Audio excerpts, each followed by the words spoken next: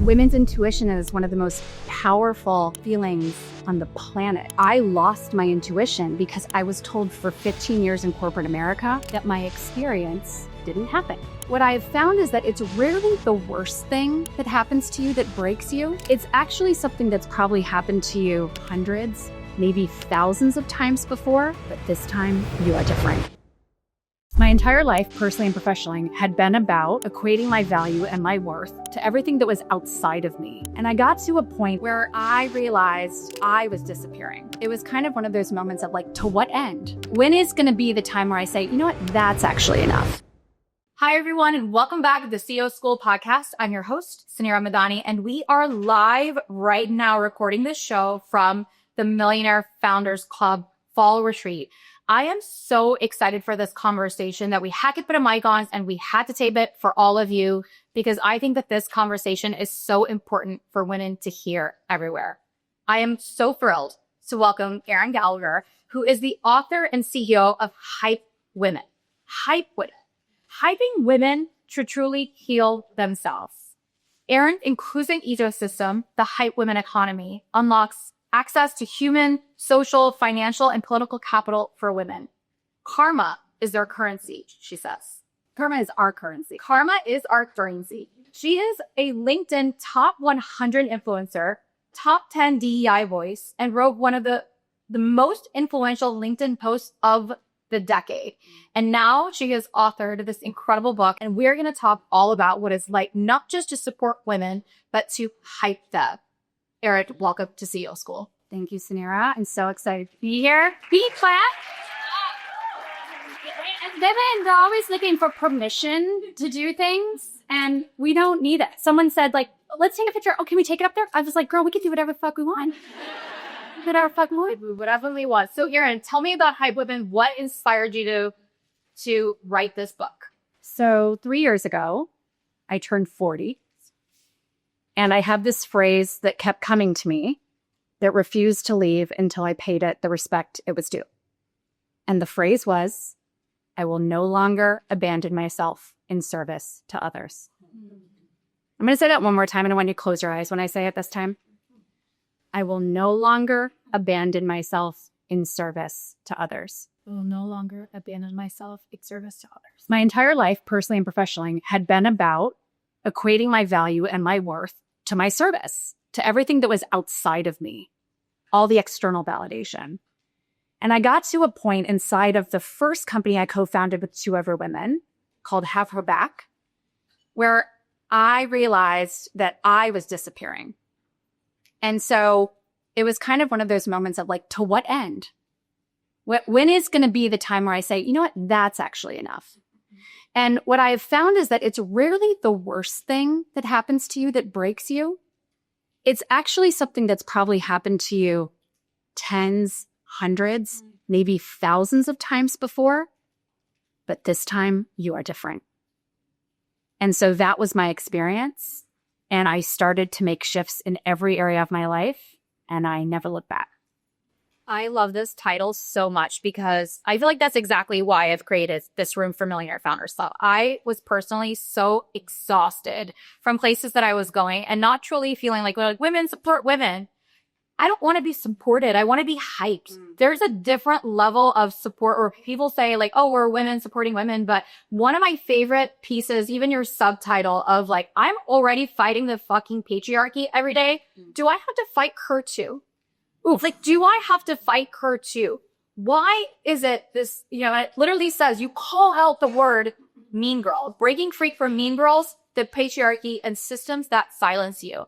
And when I tell you that gives me chills because that is what is on every woman's mind is that we are exhausted from fighting the patriarchy. We are exhausted from fighting the systems, but I want to dig deep on what you wrote on here on fighting the mean girls too.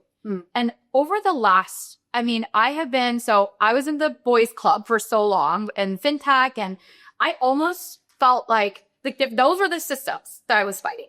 I was fighting the patriarchy as well in those systems. And then I created CEO School because I wanted to find space to be around women. But truthfully, over the last 5 years, there have been a lot of mean girls that have also showed up, not only within my communities, with other communities. Like it's there. It really is there. And this just really, I don't know, it really does resonate for me of it shouldn't be this way. And even in rooms that we're pretending and we're creating that we're there to like network and support each other, are we really there truly supporting each other if it isn't without the, something for the other person on the other side or this scarcity mindset around like, if there's enough for all of us? Why? What is this? Why did you write about Mean Girls? Because I really want to talk about this on today's show. Well, let's just state the obvious. A lot of mean girls look like me. Straight, white, cisgendered women. A lot of them are blonde too. Sorry, girls. They are foot soldiers to the patriarchy. They actually get to sit in 2 rooms because straight white men have all the power right now, or most of it. But straight white women, the wrong ones, actually get to sit in a room of all men and be the only woman representing women monolithically. And they also get to sit in the room of all women and more often than not have the most power and privilege. So in the wrong hands, they are deadly. They are the biggest threat to progress, to our democracy. I was one of the 4 co-organizers of the White Women Answer the Call event that broke Zoom. We had 200,000 people registered and 167,000 live. We raised $11 million for the Harris Victory Fund in 2 hours. 11 mil goes nowhere fast when you have the largest voting bloc voting against your fucking candidate. So I know this is uncomfortable for a lot of people in here to hear this, but I don't really fucking care. Because it needs to be said and I can take it, right? It is my responsibility as a straight white cisgendered woman to stand in front and take the backlash of the mean girls and the foot soldiers to the patriarchy who are really threatened by this idea that we might actually care about each other, have each other's backs. Because mean girls on playgrounds, they do not grow up to hype women. They grow up to hate women. And they want you to hate women too. And so that was my experience inside of corporate America. I worked for women who were threatened by me because they saw us as in competition. Scarcity mindset. It is actually not our fault that we have this conditioning and this scarcity mindset. It's what we've been told our entire lives. That there are only a few spots. Men see themselves everywhere. Straight white men see themselves everywhere. So they have an abundance mindset because they know they're good. They will always have a spot. But women, when there's only one of us, when there are only 2 to 4 Black women as CEOs in the Fortune 500 on a good day, the message is there isn't room for all of you. So we start to look at that other woman as a woman who could be taking our job, our money, our light, right? A light on her casts a shadow on us. So what I started to realize was, do we want to make a different choice? If that's our conditioning and we can all admit it, because the thing that we don't want to hear is that there's a mean girl inside of all of us. There's a mean girl inside of me. I wrote the fucking Hike Women book. It's not my fault. Wow, Suneera really pulled a room together here. We did. How did she do that? Is she really that good? How much money is she making? How does she balance all the kids and everything? Man, she has really fucking nice clothes. And then, so I'm doing this, and then I find a mean girl in my life, and I'm like, do you think that she's really doing a good job? So we feed each other. We feed the beast. Ooh, this is so good. We feed the beast. But when if I have the hard conversation with myself, what I say is, what's underneath the jealousy? What's underneath potentially the envy? Because jealousy is, I want what you have. That can be actually a positive thing. It can be a aspirational driver. Envy is, I don't want you to have what you have. Oh. And there is spite and there is real ugliness to that. But if we get underneath that, the truth is it's about desire. So everything I just said about Suneera, if I'm having those thoughts, it's because I want them too. So if we can say, shit, this isn't about Suneera. Why am I talking shit about her? Why am I thinking negative thoughts? Why am I ruminating in my house on my phone into the covers? Right? Look at her fucking photo. Like it, right? That's what they do. Right. They're the first to comment. Hey, girl. Hey, girl. Oh my God, cute dress. If I really get under it, I'm like, okay, it's about desire. It's not about her. It's about me.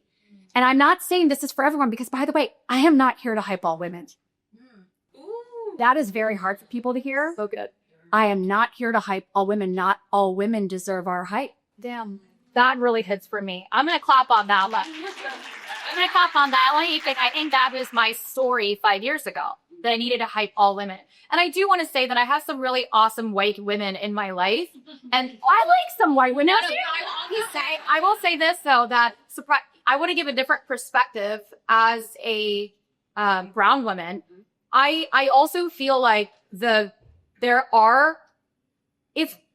doesn't matter the color of your skin in that, because I do think that I have been hurt by women that look just like me. Yes, too. sure. So I've been hurt by the blonde white woman, and I've been hurt by the dark-skinned, dark hair woman too. Mm-hmm. And so I do want to just call that perspective, because I do think that there is that in there. But what you said right now about I don't have to serve all women. Mm-hmm. I don't, and that is something that is really shifting inside of me in this like next season for me, especially with what's ahead. Is I'm learning about my own worthiness. Yes. And about my energy. And although my heart is really great, not everybody deserves my energy either. Mm-hmm. And why is it that we, as those caring women that are trying to make the difference, like why are we the ones that are always ending up in this cycle? We talk about that. So ambitious, driven empaths are incredibly beautiful targets for manipulators. Ugh. I think there's a lot of those women in this room, right? Because we care so much about what other people think. Oh my God, our bags say your vibe attracts your tribe. We care so much about getting it right and getting it done. Our identity is wrapped up in our external service.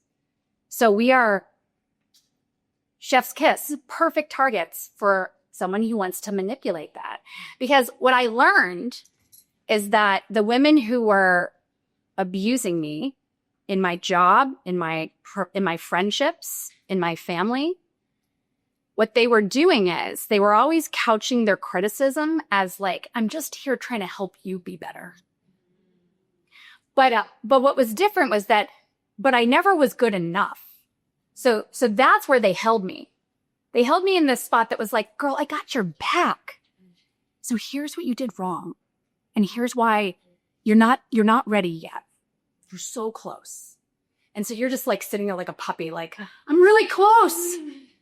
Any day now, I'm going to be worthy. I'm going to be the one on the stage. I'm going to be the one who's standing up there. But you will never get there if she is the one who requires you to be in her shadow in order to be in the light. So it was just this, like you just talked about, you do have to start to look around at where your energy is going. And what I have found to be the most important thing is, how do they make you feel? You know, right? You get that text from that one friend and you're just like, oh. You get that email from that one colleague. You see that post from a competitor, whatever it looks like. How they make you feel is your internal compass. And women's intuition is one of the most powerful feelings on the planet. It's why the patriarchy is so terrified, because we're remembering. And I lost my intuition because I was told for 15 years in corporate America and then 2.5 years in the first company I co-founded that my experience didn't happen. That's not what they meant. You're too sensitive. When are you going to get over it? Why do you always have to make it so difficult? Oh my goodness. That's a good one. When you are told that, who gets out of the lawn? Right? The too much all the time. Too much. You're too much. You're too much. When that happens to you every day, every week, every month, every year, every decade, you do get to a point where you say, wow, I really don't know what's going on. I'm always wrong. I actually need, can you tell me what just happened? And you start to seek external validators to decide whether or not your experience is real. So when I started to say, oh, it's real and you're wrong, and then I started to pull my energy and time back from those folks, the look on their faces, because once you do it, it's gone. Their power's gone in a sight. Now, granted, 25 years of therapy, like this wasn't an overnight process. But when you realize it and you take your power back, they see it in your eyes and they're like, game over. I love that. So tell me a little bit about what is the difference. Let's talk about the book a little bit. Tell me about, what are we going to find in there? And what is truly the difference between supporting women and hyping women? So what is a hype woman? Hype is a verb. And so it's not passive admiration where you're sitting in your house and you're like, hike. Like, it is a transfer of capital. So we all have human, social, financial, and political capital at our disposal. And we have the ability to deposit into one another and to also make withdrawals. And so our human capital is what you know. This is our experience, our expertise, our schooling. That's our human capital. And we can transfer that to another woman who's starting a business. Hey, let me tell you what I got wrong. Hey, you're thinking about doing this. This is my experience. And here are some options I think you should consider. Your social capital is who you know. So it's the rooms that you can invite other people into. It's your network that you've built over time. Your political capital is who you are. This is your reputation. It's where you have your power and your influence. So these are the places where you can make shit happen for people because you've earned that political capital. And then financial capital is cash money. So we all have the ability to do that with one another. So again, we go back to the example with Suneera. I'm not going to, even if I'm not having negative thoughts, but I'm actually like admiring everything Suneera is doing. Passive admiration of me sitting at home going, that is so awesome. She's doing that. Don't do shit. I need to transfer capital to her. I need to come to this conference and pay for it. I need to hype her online. Tell other people in my network, invite them to come.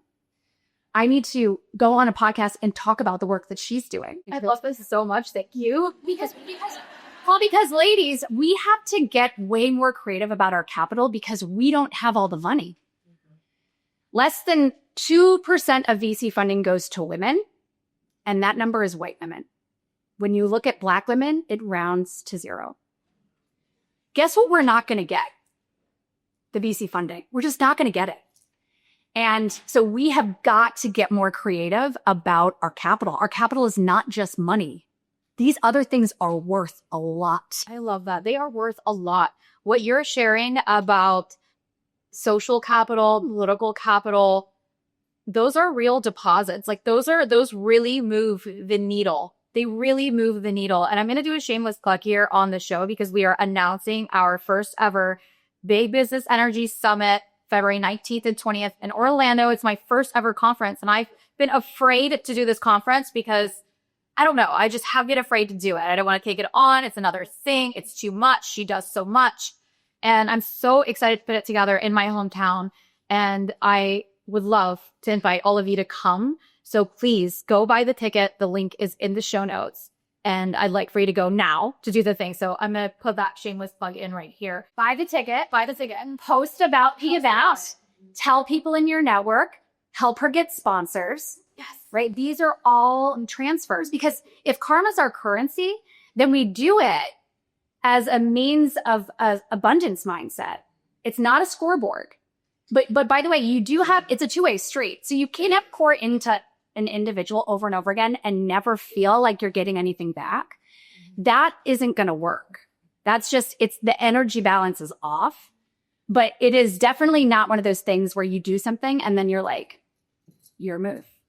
Yeah. Because that's not the good karmic energy that we need. We need to be doing it because we believe that it's the right thing to do. I love this so much because I do think that if we look, and I want to challenge all of us to do that. And I think that's something that we can do. We have a really incredible, our group chat is like pretty popular, we'll say. It's like, I've never used WhatsApp before the way that I use WhatsApp now.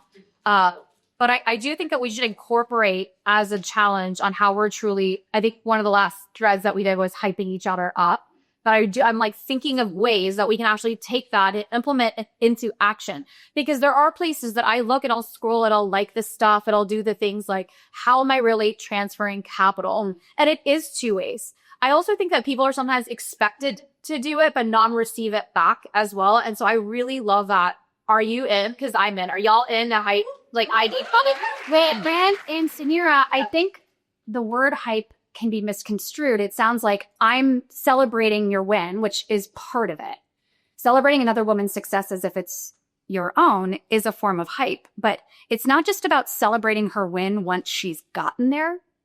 It's about helping her get to it. So don't just show up when she's shiny and all of the work is done and say, my friend is so amazing. What did you do to help her? Like, that's actually what we're talking about when we're talking about the hype women economy. It's, we are invested in getting each other to each other's desires and wins. And so that you should run for president because if Kamala's not going to be president, I'm out. Like, that's my president. So, and we're not here 7 days on the campaign. I just feel that this conversation is so important for women to hear. And I'm so grateful. I cannot wait to deep dive into it. What day is the book launching? Tuesday. Or October 14th. You can pre-order right now, wherever you prefer to buy your butts. And it'll be in the show notes when this episode releases. It'll be out. And we actually have ordered copies for all of you, by the way. That is hype, right? That's a transfer of capital. That is a transfer. It is a transfer of capital. That is on full point, buy at full price. I'm saying, like, yeah, we did. My publisher's very happy, though. He'll talk about the fact that we just don't get what we deserve when it comes to publishing. I know, but it does count for it to be part of it. All right, so what is, like, one of the biggest surprises? So I do want to share, I'm loving following you on social. If you are not following Erin on social, your came up on LinkedIn. You had one of the most viral posts that ever went live on LinkedIn, and it was a very vulnerable thing that you shared. I'd love for you to share it with the audience. Yes. I posted a picture of myself breastfeeding during the infant formula crisis because all of the conversation going around the internet, mostly being slung by men, was just breastfeed. It's free. Why is everyone so worried about the formula? And do you want me to read it to you? Yeah. The post? Yeah. Okay. So I was really scared to do this. I was already outside of corporate America, but I was inside of my first company. And I was told inside of my first company that my vulnerability was a liability. And that the more I talked about how hard it was to be a mother, to be an entrepreneur, to be a woman, the less qualified I would be seen as, and the riskier it would be for us to maintain our business. Who's been told that, by the way? Your vulnerability is a liability. It is always said to you by someone who is threatened by your courage. Threatened by your courage. Okay. I do a lead up to the post, but I'll just read you the post. You can read it.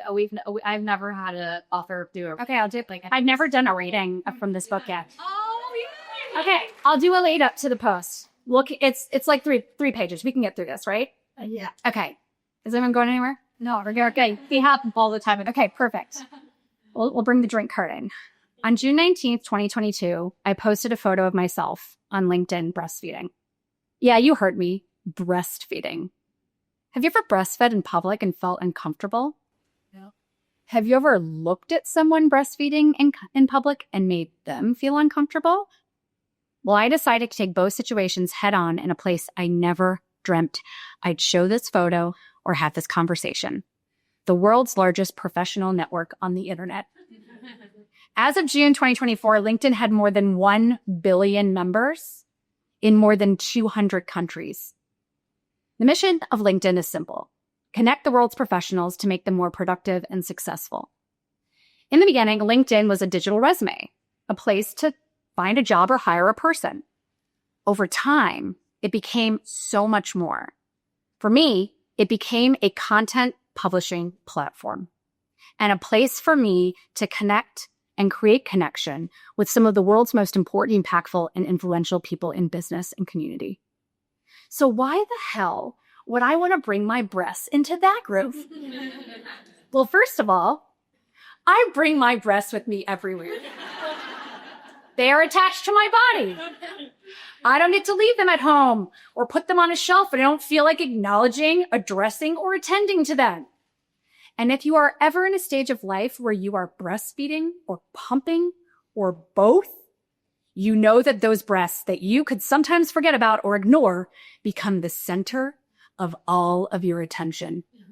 Your 24-hour day becomes a battle plan for a military operation, where your world narrows to 2 to 4 hour shifts, where you lead the troops in to do their job and they succeed or they fail, and then you retreat to prepare them for their next mission.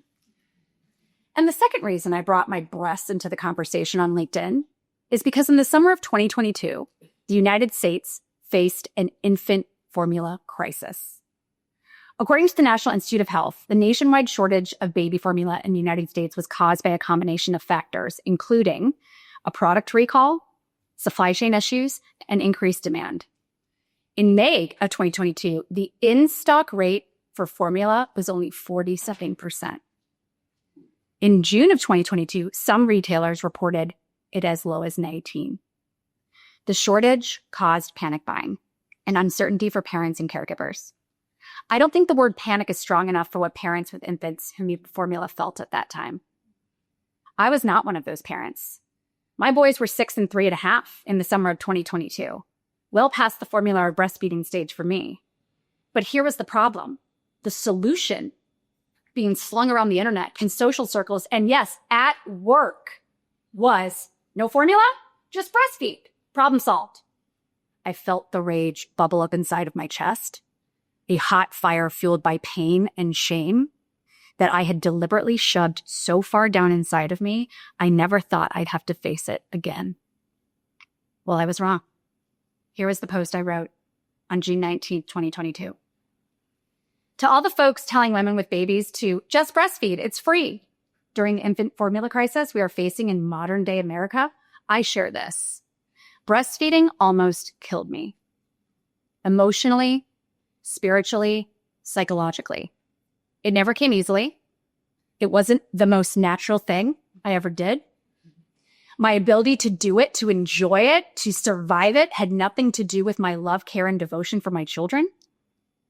This picture is from April 21st, 2016, when my firstborn son, Will, was 5 days old, and my heart breaks for her. I can see the exhaustion, uncertainty, and hopelessness on her face. Yeah, she looks really fucking rough. When I went back to work 12 weeks after giving birth and needed to pump, things got exponentially worse. It was one of the loneliest and most isolating times of my life. Every pumping session in between meetings, deliverables, and high-stress responsibilities was an exercise in self-worth. Did I produce enough? Too little? Stress and anxiety created a drop in supply. A drop in supply created stress and anxiety. It was a never-ending cycle of hell. I set multiple alarms in the night to try to pump enough for the next day, desperate to get my baby breast milk exclusively. To what end? The pus. Yes, I tried 5 different brands. Injured me. And because you can never take a day off, I never healed. 2.5 years later with my second Charlie, I was in such a psychologically and physically damaged place. I weaned off breastfeeding and pumping so quickly that it sent me like a runaway train into a brick wall of postpartum depression and anxiety.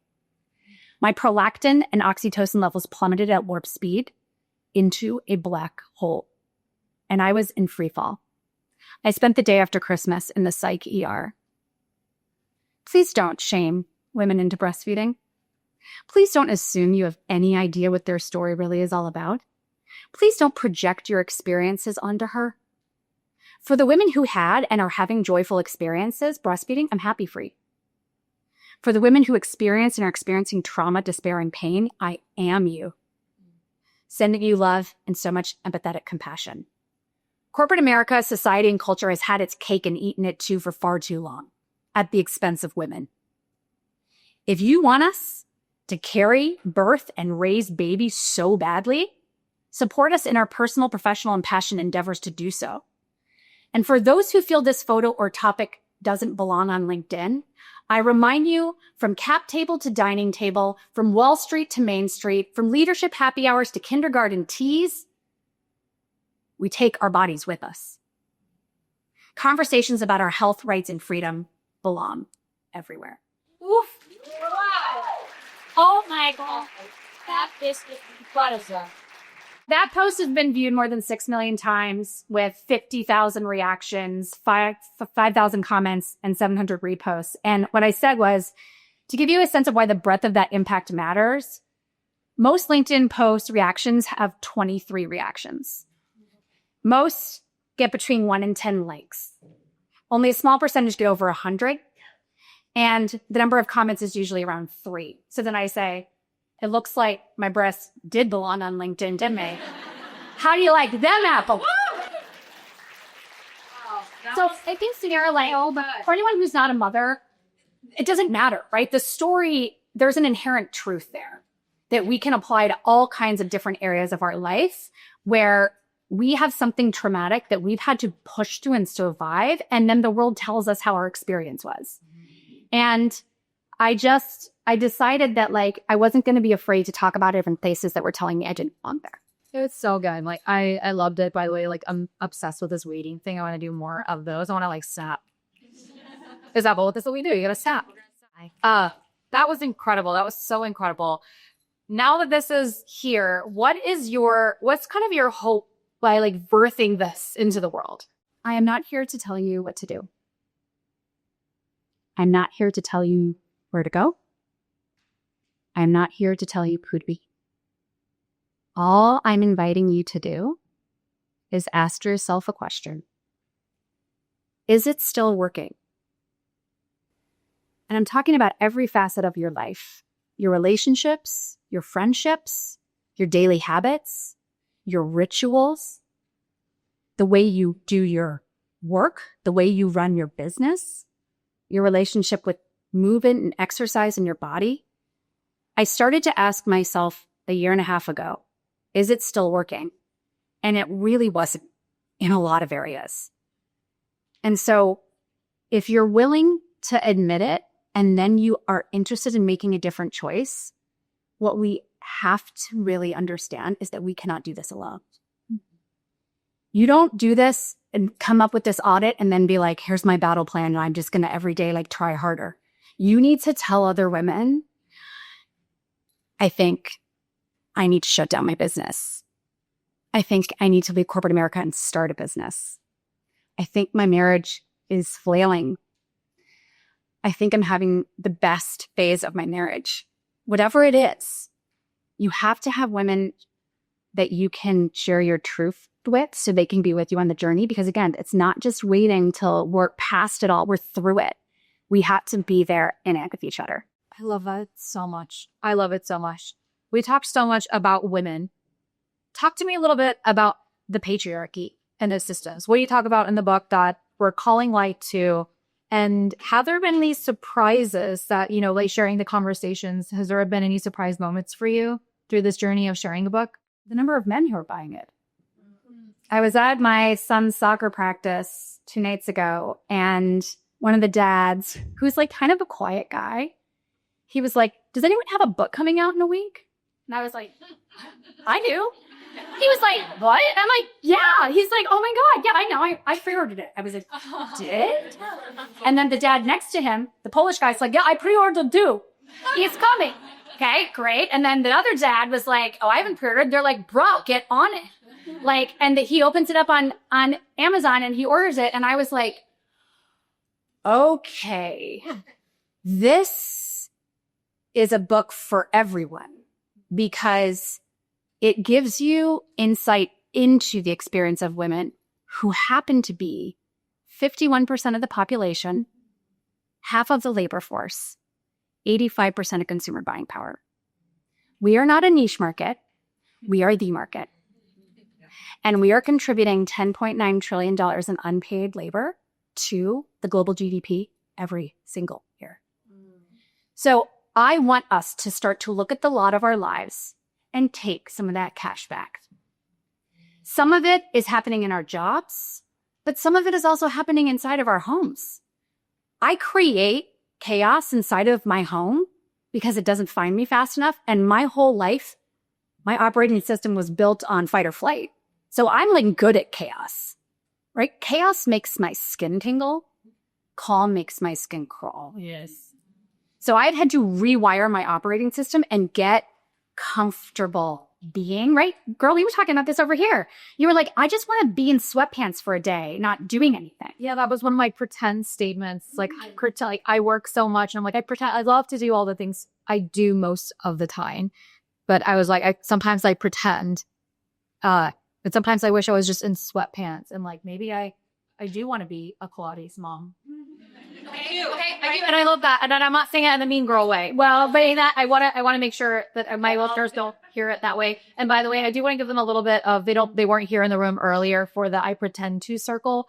We did an incredible circle with Dr. Laura Gallagher, who we've had on the show, my organizational coach, and we did a trust circle where we say the things I pretend to, and so we're getting really vulnerable and deep. So because of Laura's presentation, I wrote something down, and it's about dualities. And I talk in the book, there's a chapter called The Goddess of Your Dualities, because right, Suneera is like, am I an ambitious CEO, career-driven woman, or am I a Pilates girl? And I said, it's both. Okay, so this is what I wrote down. I can found handwriting. Also, I'm at the age now where I do this. And I don't wear glasses, so that's cool. Okay. I actually can't read my handwriting. Like, these are useless. Like, I don't know why I do this. Yeah, I wrote down Laura's rap slide. Okay. What parts of our identity can coexist that we've been conditioned to believe are competing entities, opposing forces, conflicting desires? We are not a monolith.